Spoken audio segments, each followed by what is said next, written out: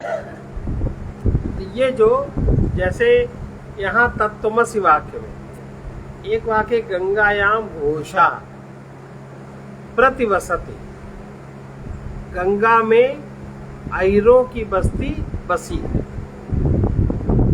ये अर्थ हुआ। गंगा में अहिरों की बस्ती रहती है या बसी है। इस वाक्य के समान जहाँ लक्षणा संगत नहीं होती, इस वाक्य के समान जहाँ लक्षणा संगत नहीं होती, क्योंकि वहाँ गंगा, गंगा माने प्रवाह और घोष माने बस्ती का आधार आधेय भाव मूलक वाक्यार्थ है। अतः गंगा का प्रवाह बस्ती का आधार है, ऐसा वाच्यार्थ वहाँ निकलता है जो पूर्णतया विरुद्ध बाधित होने के कारण जल के प्रवाह में बस्ती हो ही नहीं सकती। हाँ, अतः ये वाक्य पूरा परित्यक्त हो जाता है, लेकिन ऐसा नहीं है। और उससे संबंधित वाक्य इसमें क्या बनेगा? तीर अर्थ में लक्षणा है। तीर माने गंगायाम घोषा प्रतिवसति, मतलब गंगा तीरे, ये अपने मन से अर्थ लगाना पड़ेगा। इसमें लक्षणा की जाती है, अतः वहाँ जहाँ लक्षणा उचित है। किंतु जहाँ तत्त्वमसि वाक्य में परोक्षत्व विशिष्ट चैतन्य तथा अपरोक्षत्व विशिष्ट चैतन्य के एकत्व के बोधक वाक्यार्थ में एक ही भाग में परोक्षत्व अपरोक्षत्व में विरोध है, दूसरे चैतन्य वाले भाग में कोई विरोध नहीं है, अतः वाच्यार्थ का पूर्ण प्रत्याग न होने के कारण जहत लक्षणा यहाँ हुई। तत्त्वमसि तुम वही हो, एक में तो है, अभी तुम वो या इस समय नहीं हो, लेकिन तुम वही हो जो ईश्वर का वही है, अहम ब्रह्मास्मि का वही तत्त्वमसि का वही। तो तुम दोनों एक हो ऊपर से, उसमें लक्षणा बन गई, पर बाहर लक्षणा, क्योंकि ईश्वर और जीव में बहुत फर्क है, नहीं बने। यदि ये कहा जाए कि जिस प्रकार गंगा पद अपने अर्थ का प्रत्याग करके तीर पद के अर्थ को लक्षित करता है, गंगा पद का अर्थ हटा दीजिए, मतलब गंगा के तीर, गंगा के किनारे, ये अर्थ आप जोड़िए। उसी प्रकार तत्पद अपने परोक्षत्वादि विशिष्ट चैतन्य का अर्थ को छोड़कर त्वम के अर्थ जीव चैतन्य का लक्षणा द्वारा बोध कराए, अथवा त्वम पद अपने अल्पत्वादि विशिष्ट चैतन्य रूप अर्थ को छोड़ दे। जीव अल्प है, वो तुम छोड़ दे कि मैं अल्पज्ञ हूँ, ये छोड़कर केवल तत्पद के अर्थ, तत् माने ईश्वर चैतन्य, तुम वही हो को लक्षणा द्वारा बोधित करे, तो क्यों जहाँ लक्षणा संगत नहीं हो सकती। लक्षणा अद्भुत पद के अर्थ में ही होती है। जब जो पद कोई अद्भुत होता है, इसका सीधा अर्थ नहीं निकलता, उसका अर्थ लक्षणा के द्वारा किया जाता है। अर्थात वाक्य में पहले से कोई पद उपस्थित है और उस पद के अर्थ में किसी अन्य पद की लक्षणा नहीं हो सकती। वहाँ गंगायाम घोषा वाक्य में तीर शब्द है, अतः उसके अर्थ में प्रतीत न होने के कारण तीर शब्द के अर्थ की प्रतीत नहीं हो रही, फिर भी उसको प्रतीत न होने के कारण लक्षणा द्वारा उसकी प्रतीत की अपेक्षा की जाती है, वहाँ लक्षणा होती। किंतु तत्त्वमसि वाक्य में तत्त्वम दोनों पद श्रुत है, सुने हुए हैं, तत्त्वम असि, वे दोनों अपने अपने वाच्यार्थ की प्रतीति करा रहे हैं, अतः एक पद से दूसरे पद के वाच्यार्थ की लक्षणा द्वारा प्रतीति कराने की यहाँ आवश्यकता नहीं है। पर गंगायाम घोषा प्रतिवसति, इसमें गंगा तीरे, इसमें इस अर्थ को प्रतीत कराने की आवश्यकता है, इसमें जहाँ लक्षणा होती है। अब अगला देखिए, जैसे तत्त्वमसि वाक्य शोणो भवति, शोणो धावति, लाल रंग दौड़ रहा है, रंग तो नहीं दौड़ता। अब अगर आप इसका सीधा अर्थ लगाएंगे अभिधा की तरह, तो इसका कोई अर्थ नहीं बनता। अब अगर आप इसको लक्षणा करते हैं, तो लाल रंग यानी क्या?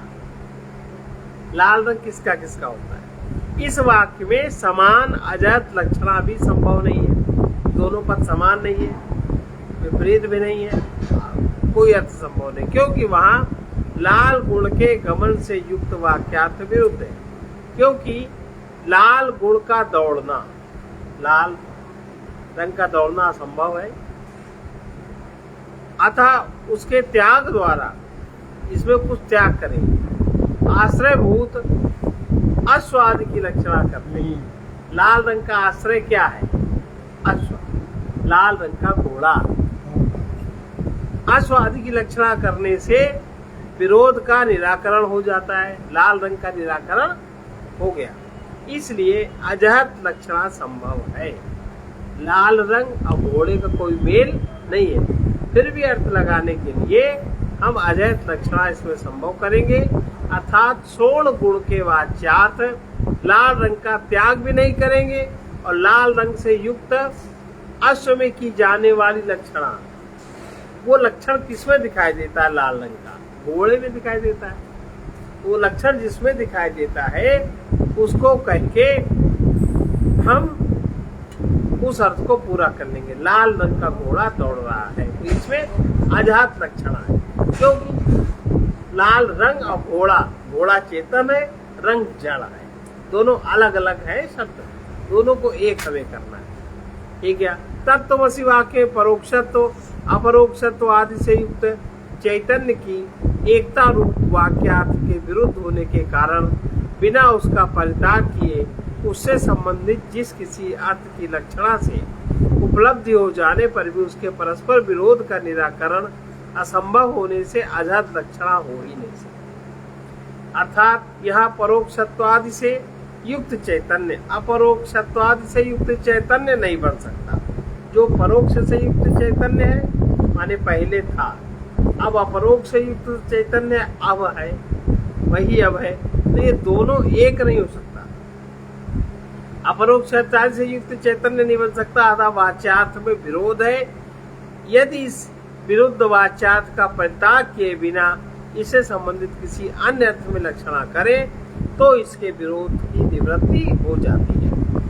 अतः यहाँ अजहत लक्षणा संभव नहीं, यहाँ जहत लक्षणा ही संभव है, क्योंकि दोनों एक है, चैतन्य दोनों एक है, तुम वही। अब तत्पद त्वम पद अपने अर्थ में विरुद्धांश को छोड़कर दूसरे अंश सहित त्वम के अर्थ को अथवा तत्पद के अर्थ को लक्षणा से प्रकट करे, अर्थात तत्पद त्वम पद के विरुद्ध अपने परोक्षत्वादि धर्म को छोड़कर अविरुद्ध उस समय सामान्य चैतन्यांश को न छोड़ता हुआ त्वम पद के अर्थ को अगर अल्पज्ञत्वादि विशिष्ट जीव चैतन्य को लक्षणा के द्वारा बाधित करे, इसी प्रकार त्वम और तत्पद से विरुद्ध अपने अपरोक्ष आदि धर्म को छोड़कर अविरुद्ध अर्थात उभय सामान्य चैतन्य अंश को न छोड़ता हुआ तत्पद के अर्थ सर्वज्ञत्वादि विशिष्ट ईश्वर चैतन्य को लक्षणा द्वारा बोधित करे। इसलिए यहाँ प्रकारांतर से भाग लक्षणा स्वीकार करने की आवश्यकता नहीं है। तो ये कहना ठीक नहीं है, कारण एक पद के द्वारा दूसरे पद के अर्थ को समझना, दूसरे पद में वही अर्थ लगाना, ये छोड़कर अभिन्नार्थ में प्रतीति में लक्षणा संभव नहीं हो सकती। दूसरे शब्द के द्वारा उस अर्थ की प्रतीति हो जाने पर लक्षणा द्वारा उसे पुनः प्रतीति कराने की अपेक्षा नहीं रह जाती। अर्थात लक्षणा में यह संभव नहीं है कोई पद अपने वाच्यार्थ के एक अंश का त्याग कर दूसरे अंश को ग्रहण करके उसी वाक्य में विद्यमान अन्य पद के वाच्यार्थ को लक्षित कराने, जैसे शोणोधावती में शोण शब्द अपने लाल अर्थ को बताए और लक्षणतया में काले या नीले आदि दूसरे गुणों को भी दोषित करे, ऐसा कभी नहीं हो सकता। लाल रंग होगा तो लाल रंग होगा, नीला होगा तो नीला होगा, काला होगा, सब एक साथ नहीं हो सकता। इसलिए वाक्य में विद्यमान अन्य पद से उस अर्थ की प्रतीत हो रही है, उसको लक्षणा की आवश्यकता नहीं। अब अगला है भाग लक्षणा स्थापना। भाग लक्षणा की स्थापना हम कहाँ कर सकते हैं, कोई लक्षणा कहाँ हम बना सकते हैं। जैसे एक वाक्य है सोयम देवदत्ता, ये वही देवदत्त है। इस वाक्य का अर्थ तत्काल और एतत् तत्काल विशिष्ट देवदत्त बोधक वाक्यार्थ के अंश से अर्थात तत्काल विशिष्ट देवदत्त ही एतत् तत्काल विशिष्ट देवदत्त है। इस वाक्यार्थ के तत्काल विशिष्टत्व और एतत् काल विशिष्टत्व अंश में विरोध होने के कारण विरुद्ध अंश का परित्याग करके उसके अविरुद्ध अंश देवदत्त मात्र को लक्षित करता है। उसी तरह तत्त्वमसि यह वाक्य या इसका अर्थ परोक्षत्वादि के अपरोक्षत्वादि विशिष्ट चैतन्य के एकत्व बोधक वाक्यार्थ के अंश में लक्षित करता है। इस वाक्यार्थ का परोक्षादि विशिष्ट तथा अपरोक्षत्वादि विशिष्ट अंश में विरोध होने के कारण विरुद्ध अंश परोक्षत्वादि और अपरोक्षत्वादि को त्याग कर अविरुद्ध अंश जो अविरुद्ध, इसमें कोई विरोध नहीं, अखंड चैतन्य मात्र को लक्षित करता है। अतएव इसमें जहत अजहत लक्षणा या भाग लक्षणा की स्थापना हो गई। विरुद्ध अंश को छोड़ दिया, ये वही देवदत्त है, वो हटा दिया, ये रहने दिया। उसमें तत्त्वमसि तुम वही हो, तो वही हो, अब नहीं हो, जो अब हो वो तब थे। तो जो समान था, जो ठीक था, उसको तो ले लिया, और जो समान नहीं लग रहा था उसको हटा दिया। अब अनुभव वाक्यार्थ, अनुभव वाक्यार्थ में क्या कहते हैं कि ये आपका अनुभव क्या कहता है, ब्रह्म को आप कैसे स्पष्ट करेंगे। अपने में ब्रह्म है, इसका अनुभव वाक्यार्थ। अनुभव वाक्यार्थ क्या है? अहम ब्रह्मास्मि, तो सब लोग जानते हैं। अब अहम ब्रह्मास्मि कहने से ना कोई अहम ब्रह्मास्मि हो जाता है और ना कोई समझता है, बल्कि बुद्धि में एक जड़ ग्रंथि और बच जाती है। ये जो ब्रह्म वाले लोग हैं, अखंड आश्रम वाले, इनको देखो तो कहेंगे देह चल रही है, देह खा रही है, तो कहीं किसी का मुर्दा हो गया, क्या इसको चला के दिखाओ,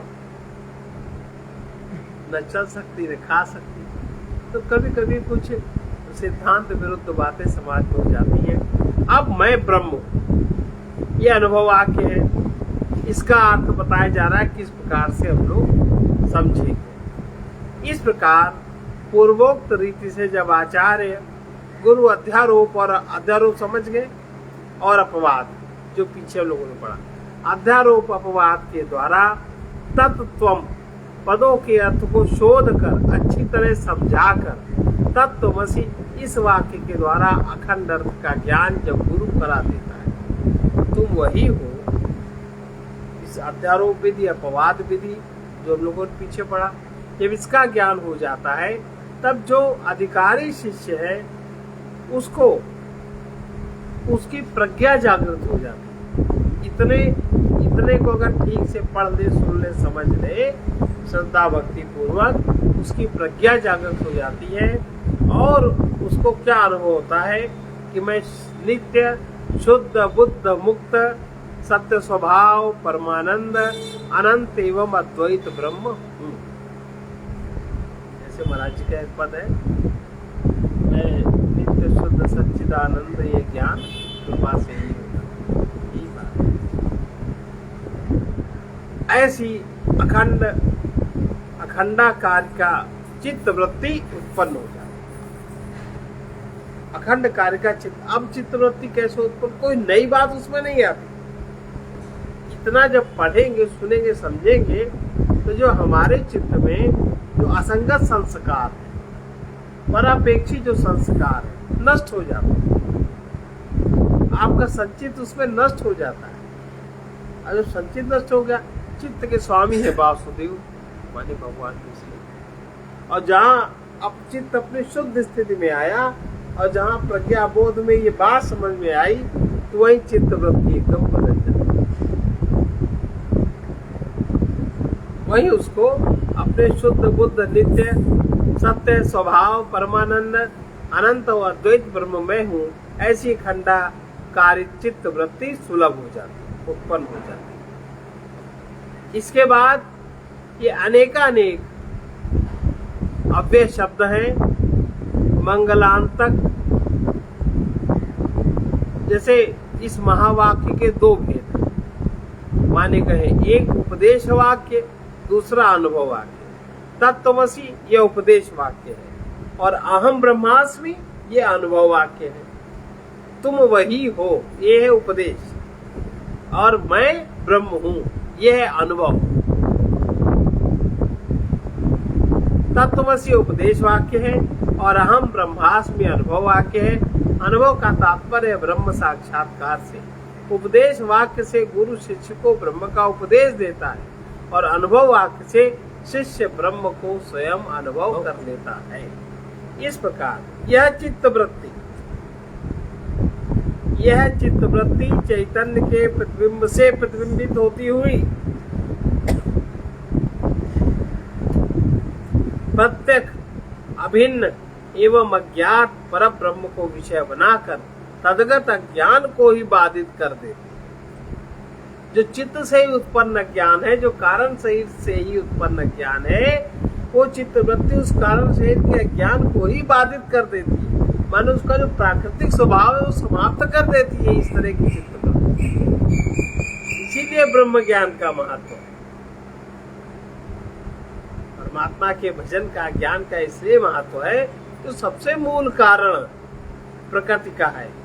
मूल कारण ही आपके चित्त के अंदर से ही मिट जाता है। इसलिए गुरु के समीप से ये ज्ञान जरूर सीखना चाहिए। फिर से इसको सुने। यह चित्तवृत्ति चैतन्य से प्रतिबिंबित होती हुई, मैं ब्रह्म हूँ, चैतन्य से प्रतिबिंबित होती हुई प्रत्यक्ष माने आंतरिक, बहुत अंदर, अभिन्न ब्रह्म और आत्मा का अभिन्नता का बोध जाए एवं अज्ञात, जिसको तुमने कभी जाना नहीं सुना नहीं, अज्ञात पर ब्रह्म को विषय बनाते। अभी हमारा विषय क्या है? ज्ञात संसार। वो अज्ञात पर ब्रह्म को विषय बनाकर तदगत अज्ञान को ही बाधित करती है। किस प्रकार? तब जिस प्रकार वस्त्र के कारणभूत धागों को जला देने पर वस्त्र बना, कहते हैं हमने वस्त्र नहीं जलाया, हमने वस्त्र के धागे जला दिए, तो वस्त्र बचा कि जला? वस्त्र ही बचेगा। तो जिस प्रकार वस्त्र के कारणभूत धागों को जला देने पर वस्त्र जल जाता है, उसी प्रकार समस्त संसार के कारणभूत अज्ञान से बाधित नष्ट हो जाने पर उसके कार्यभूत समस्त सृष्टि प्रपंच का भी नाश, अज्ञान के नाश होने से जो ही समस्त सृष्टि प्रपंच दिख रहा है इसका नाश स्वतः हो जाता है। जैसे वस्त्र के धागों को जला देने से वस्त्र का नाश हो जाता है। ऐसी बात है। और ऐसा होने पर उसके अंतर्भूत अखंड काराकास्ति चित्तवृत्ति, जो अखंड काराकास्ति चित्तवृत्ति थी, वो भी समाप्त।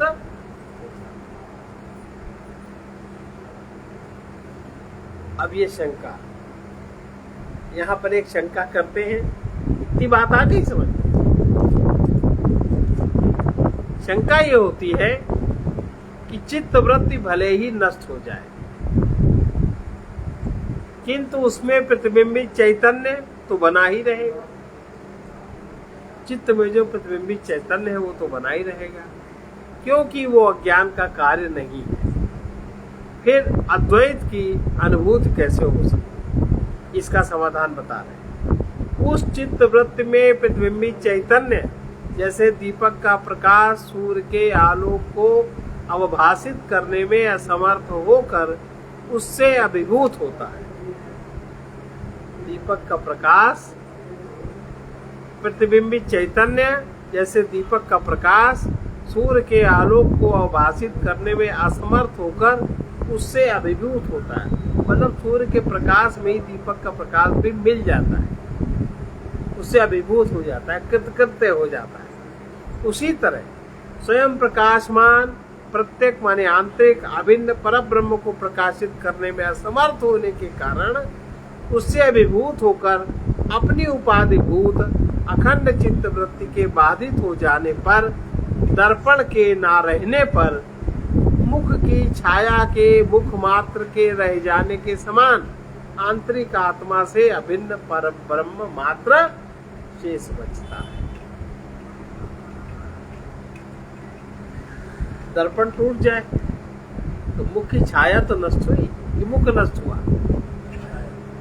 जो छाया तुम देखे वो नष्ट हुई। ऐसे ही चित्त वृत्ति जब समाप्त हुई तो दर्पण समाप्त हुआ जिसमें हम सब देखते, और बाकी जो बचा वो अब वो अखंड बचा, अखंड से वो एक हो गया। अब वो कहीं प्रतिबिंबित थोड़ी होगा। फिर से इसको सुने एक बार। शंका ये है कि चित्त वृत्ति भले ही नष्ट हो जाए किंतु उसमें प्रतिबिंबित चैतन्य तो बना ही रहेगा। जब चित्त वृत्ति नष्ट हो गई तो चित्त में प्रतिबिंबित चैतन्य रहेगा भाई, क्योंकि वो अज्ञान का कार्य नहीं है। अज्ञान का कार्य चित्त वृत्ति है। और फिर अद्वैत की अनुभूति कैसे हो, इसका समाधान कहते हैं वो जो चित्त वृत्ति है, चित्त वृत्ति में प्रतिबिंबित चैतन्य जैसे दीपक का प्रकाश सूर्य के आलोक को आभासित करने में असमर्थ है। दीपक का प्रकाश सूर्य के प्रकाश को प्रकाशित करने में असमर्थ है, बल्कि उससे अभिभूत हो जाता है, वो उसी में वो एक हो जाता है। उसी तरह स्वयं प्रकाशमान आंतरिक तत्व अभिन्न परब्रह्म को प्रकाशित करने में असमर्थ होने के कारण चित्त क्या परमात्मा को प्रकाशित करेगा, उसमें वो असमर्थ है। तो वो उससे अभिभूत होकर अपनी उपाधिभूत अखंड चित्तवृत्ति से बाधित हो जाने के कारण अपनी जो उसकी अखंड चित्तवृत्ति की उपाधि है उससे वो बाधित हो जाता है, हट जाती है चित्तवृत्ति। दर्पण के ना रहने पर मुख की छाया के मुख मात्र के रह जाने के समान आंतरिक आत्मा से अभिन्न परब्रह्म हो जाता है। दर्पण हट गया, छाया हट गई, लेकिन मुख बना रहा, वो अपने को परब्रह्म अनुभव करने लगता है। अब जाए, अब यहाँ प्रश्न होता है, चित्त वृत्ति तो जड़ है, चित्त जड़ है, उसमें उत्पन्न हुई वृत्ति भी जड़ है। अतः जिस प्रकार दीपक का प्रकाश सूर्यमंडल में व्याप्त नहीं हो सकता, उसी प्रकार जड़ चित्त वृत्ति भी स्वयं प्रकाश एवं नित्य शुद्ध बुद्ध आत्मा को अपना विषय बनाकर उदित नहीं हो सकती। अब इसका उत्तर दे रहे हैं कि चित्त वृत्ति शुद्ध ब्रह्म को अपना विषय नहीं बना सकती, बल्कि वो अज्ञान विशिष्ट आंतरिक आत्मा को विषय बनाती है। जहाँ अज्ञान है उसको विषय उसने बनाया, उसमें चैतन्य का प्रतिबिंब पड़ता है। अंतर अज्ञान में चैतन्य का प्रतिबिंब पड़ता है तो वो प्रत्यक्ष चैतन्यगत अज्ञान आवरण को वृत्ति दूर करता है। उसमें चैतन्य का प्रतिबिंब पड़ता है तो वो प्रत्यक्ष चैतन्यगत अज्ञान आवरण को दूर कर देती है। यही अज्ञान आवरण हटाना उसके उदित होने का प्रयोजन है। जब अज्ञान नष्ट हो जाता है तब उस अज्ञान के कार्यभूत चराचर जगत का उसी प्रकार नाश हो जाता है जैसे तंतु रूप कारण के जल जाने से पट रूप कार्य का नाश हो जाता है। फिर जब चराचर प्रपंच का नाश हो गया तब अधिकारी के लिए विशुद्ध चैतन्य के अतिरिक्त और कुछ शेष नहीं बचता। इस प्रकार अधिकारी को अद्वैत अनुभूति होती है। इस पर शंका होती कि अज्ञान का नाश भले हो जाए किंतु चित्त वृत्ति बने रहने पर अद्वैत की अनुभूति कैसे हो सकती है। इसका समाधान है, चित्त वृत्ति भी अज्ञान का कार्य है, क्योंकि वो अंतःकरण में उत्पन्न होती है जो अज्ञान का ही कार्य है। अज्ञान के नष्ट हो जाने पर फिर चित्त वृत्ति भी नष्ट, इसीलिए कहा गया योगस चित्त वृत्ति निरोधा। चित्त वृत्ति का निरोध होना, योग माने परमात्मा की योगानुभूति करना है। इसका हम लोग अर्थ समझते नहीं।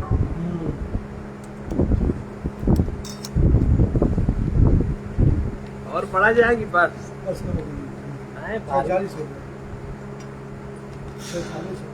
इस प्रकार। थोड़ा सा इसके आगे का इसका पूरा देख ले, ये फिर रह जाएगा। इस प्रकार ऐसा होने पर चित्त वृत्ति के द्वारा प्रत्येक चैतन्यगत अज्ञान नष्ट होकर प्रत्येक अभिन्न परब्रह्म मात्र के शेष रह जाने पर मनुष्यवानु द्रष्टव्यम, बृहदारण्यक, जहाँ यह ब्रह्म मन से देखा जा सकता है तथा यन मनसा न मनुते, वो ब्रह्म मन से नहीं भी जाना जाता है, मन से जाना भी जाता है, मन से नहीं भी जाना जाता है। इन दोनों स्थितियों में विरोध नहीं होता। भाई चित्त है तब चित्त वृत्ति में जो आया, चित्त वृत्ति में जो ब्रह्म की छाया आई उसको देखा हमने, और जब चित्त वृत्ति नहीं रही तब अखंड ब्रह्म का अनुभव किया। दोनों बातें मन से जाना, दर्पण में अपना मुख देखा, हमने अपना मुख देख दिया, और जब दर्पण टूट गया हटा दिया, अरे अपना मुख कोई देख भी सकता है क्या? हा? अपना मुख भला कौन देख सकता है? कोई नहीं देख। अब दोनों वाक्य सत्य है ना, एक प्रकृतिगत सत्य है, एक परमात्मागत सत्य है। ब्रह्म से नहीं जाना जा सकता, ब्रह्म मन से नहीं जाना जा सकता। इन दोनों श्रुतियों में कोई विरोध नहीं है, क्योंकि श्रुति में ब्रह्म के चित्त वृत्ति द्वारा प्राप्त होने को ही स्वीकार किया गया है, अपितु चित्त वृत्ति में प्रतिबिंबित चैतन्य के द्वारा उसके व्याप्त होने पर निषेध किया गया है। अर्थात चित्त वृत्ति प्रतिबिंब चैतन्य के द्वारा अज्ञान अवच्छिन्न चैतन्य के अज्ञान आवरण निवृत्ति पूर्वक स्वरूप ज्ञान से तात्पर्य से कही हुई यन मनसा न मनुते इत्यादि श्रुतियों में कोई विरोध नहीं है, ऐसा पंचदशी में भी कहा गया। इस ब्रह्म के फल, ब्रह्म का फल है चैतन्य के द्वारा प्राप्त होने पर ही शास्त्रकारों ने विरोध किया है। ब्रह्म के विषय में उसके स्वरूप को आच्छादित करने वाले अज्ञान के नाश के लिए वृत्ति की व्याप्ति अर्थात चित्त वृत्ति द्वारा ब्रह्म की ओर अभिभूत होना अपेक्षित है। ब्रह्म के स्वयं दीप्यमान होने के कारण अभ्यास की कोई उपयोगिता, आभास की, जब ब्रह्म स्वयं दीप्यमान है तब आभास की कोई उपयोगिता नहीं है, अर्थात उसको प्रकाशित करने के लिए भी चिदाभास की आवश्यकता। ये पंचदशी का जो दूसरा भाग है उसमें इसको बहुत अच्छी तरह स्पष्ट किया हुआ है।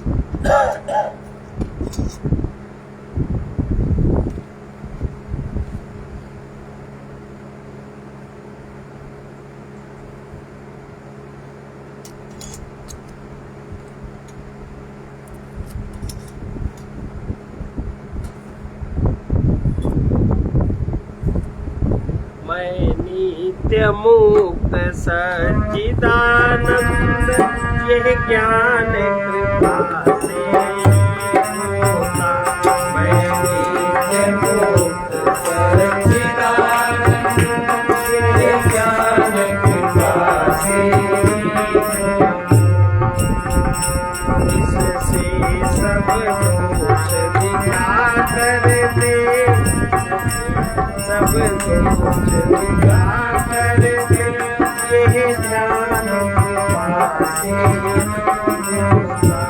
यह ध्यान कृपा से होता। मैं नित्य मुक्त सच्चिदानंद यह ज्ञान कृपा से, मैं नित्य मुक्त सच्चिदानंद यह ज्ञान कृपा से। शीतलता जिससे आती है, शीतलता जिससे आती है, सारी अतृप्ति मिट जाती है, सारी अतृप्ति मिट जाती है। वो नित्य प्राप्त है शांति सुधा, वो नित्य प्राप्त है शांति सुधा, पर पान कृपा से, पर पान कृपा से होता। मैं नित्य मुक्त सच्चिदानंद यह ज्ञान कृपा से, मैं नित्य मुक्त सच्चिदानंद यह ज्ञान कृपा से। यद्यपि है सभी सुलभ साधन, यद्यपि है सभी सुलभ साधन, सोचते यही है मन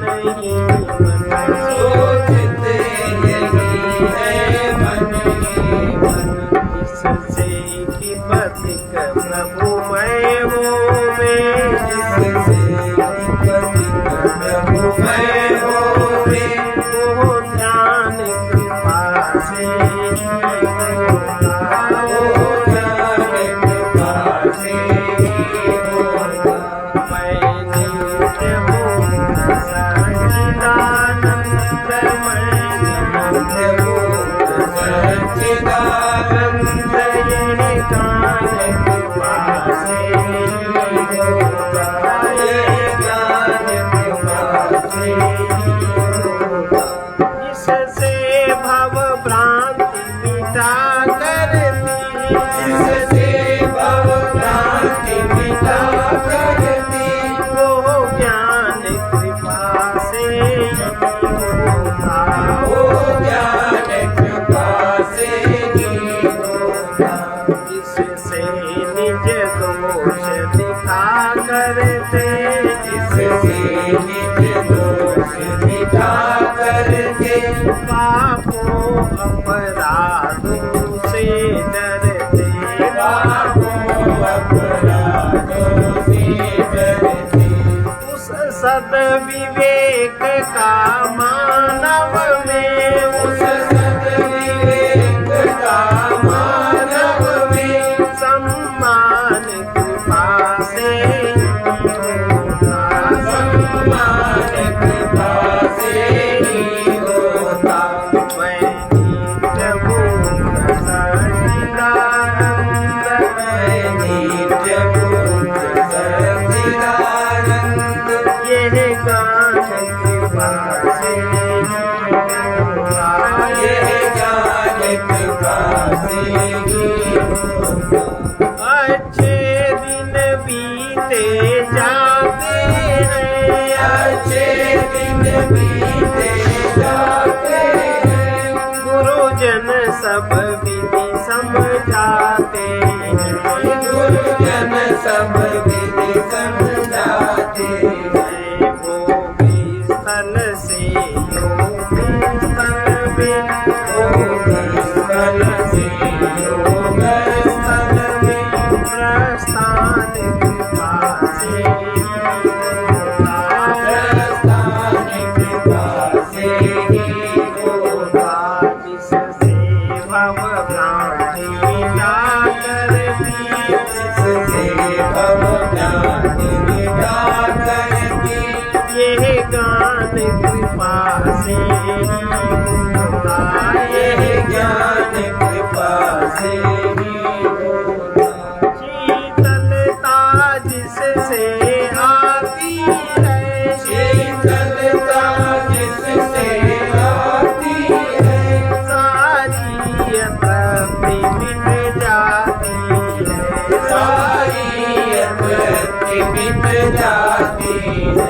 वो नित्य प्राप्त है प्रेम सुधा, वो नित्य प्राप्त है प्रेम सुधा, पर पान कृपा से होगा, पर पान कृपा से होगा। उस सद्विवेक का मानव में, उस सद्विवेक का मानव में सम्मान कृपा से होगा, सम्मान कृपा से होगा। यद्यपि है सभी सुलभ साधन, यद्यपि है सभी सुलभ साधन, सोचते यही है मन ही मन, सोचते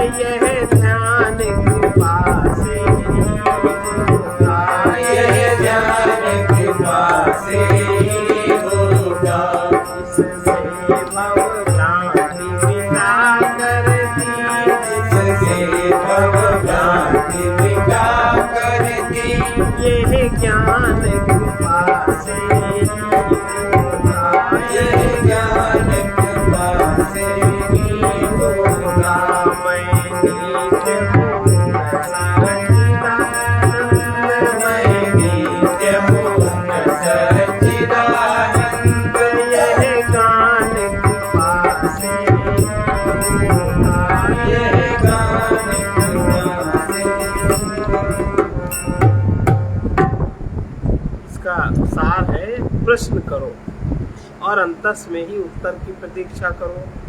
मौन रहकर शून्य प्रतीक्षा ही समाधान का साधन है। सत्य के संबंध में बुद्धि से जाना जाता है, परंतु सत्य की अनुभूति के लिए चेतना में शांत होना आवश्यक है। बुद्धि जब चुप होती है तब अनुभूति बोलती है, विचार मौन होते हैं तो विवेक जागृत होता है। सर्वे भवन्तु सुखिनः, सर्वे सन्तु निरामयाः, सर्वे भद्राणि पश्यन्तु मा कश्चित् दुःखभाग् भवेत्। कृष्णाय वासुदेवाय हरे परमात्मने प्रणतक्लेशनाशाय गोविन्दाय नमो नमः। असतो मा सद्गमय तमसो मा ज्योतिर्गमय उग्रवीर महाविष्णु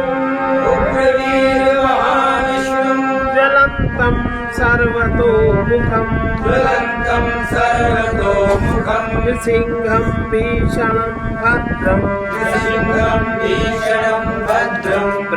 मृत्युं नमाम्यहम्। ॐ पूर्णमदः पूर्णमिदं पूर्णात् पूर्णमुदच्यते पूर्णस्य पूर्णमादाय पूर्णमेवावशिष्यते।